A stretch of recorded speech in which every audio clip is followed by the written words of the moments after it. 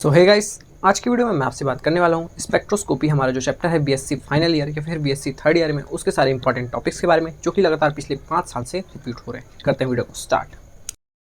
तो स्पेक्ट्रोस्कोपी के बहुत सारे सब ब्रांच हैं, रोटेशनल स्पेक्ट्रोस्कोपी, वाइब्रेशनल, इलेक्ट्रॉनिक, बहुत सारे। ठीक है, तो सबसे पहले जो शुरू में बेसिक पार्ट आता है इलेक्ट्रोमैग्नेटिक रेडिएशन वाला, तो वो उसमें से सिर्फ एक ही क्वेश्चन हमारा बनता है, वो भी सिर्फ एक नंबर का बनता है कि फॉर एग्जांपल एक्स वेवलेंथ से वाई वेवलेंथ तक में कौन सी स्पेक्ट्रोस्कोपी लाई करती है। तो वो आपको अच्छे से याद हो रहना चाहिए। एक चार्ट बस है, बहुत सिंपल रहता है, आपको पता चल जाएगा। ठीक है, तो ये हो गया रीजन ऑफ स्पेक्ट्रम, ये हर साल आता है, लगभग 1-2 नंबर का आ ही जाता है। उसके बाद अगर हम बढ़ते हैं रोटेशनल स्पेक्ट्रोस्कोपी में, तो उनमें सबसे जो इंपॉर्टेंट टॉपिक है वो हमारा डिटर्मिनेशन ऑफ बॉन्ड लेंथ, इसका डेरिवेशन और इसका न्यूमेरिकल, ये लगभग आ ही जाता है हर साल। ठीक है, ये हो जाएगा। उसके बाद उसका प्रिंसिपल और थ्योरी एक बार आया है, ठीक है, 5 साल में एक बार, और एनर्जी लेवल 3 बार आया है, और सिलेक्शन रूल 2 बार आया है। उसके बाद आया है आइसोटोपिक इफेक्ट, ये भी 3 बार आया है पिछले 5 साल में से, और spectrum of time atomic molecule भी 2 साल आया है। तो इस हिसाब से आपको करना है। सबसे पहले आपको ये करना है, ठीक है। उसके बाद आप आइसोटोपिक इफेक्ट कर सकते हो, एनर्जी लेवल कर सकते हो, उसके बाद स्पेक्ट्रम कर सकते हो।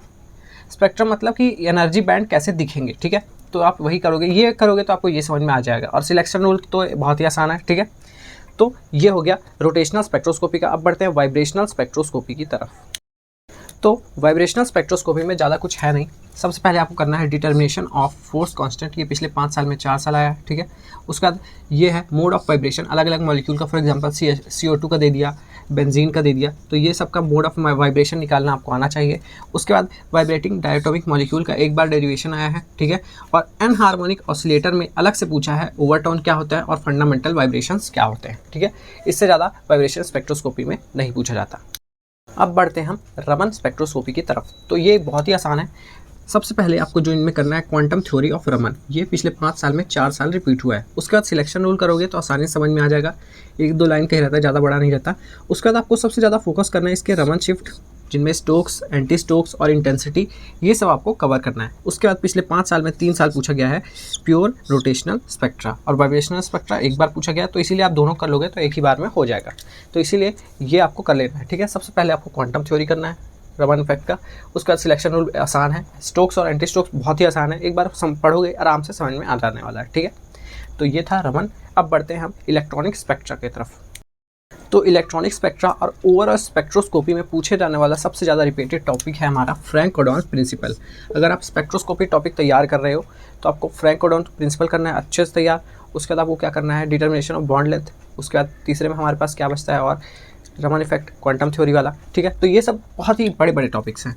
तो फ्रैंक-कोडॉन प्रिंसिपल सबसे आपको पहले तैयार करना है। उसके बाद आपको तैयार करना है बॉर्न-ओपेनहाइमर अप्रॉक्सीमेशन, ये एक अलग से शॉर्ट नोट है।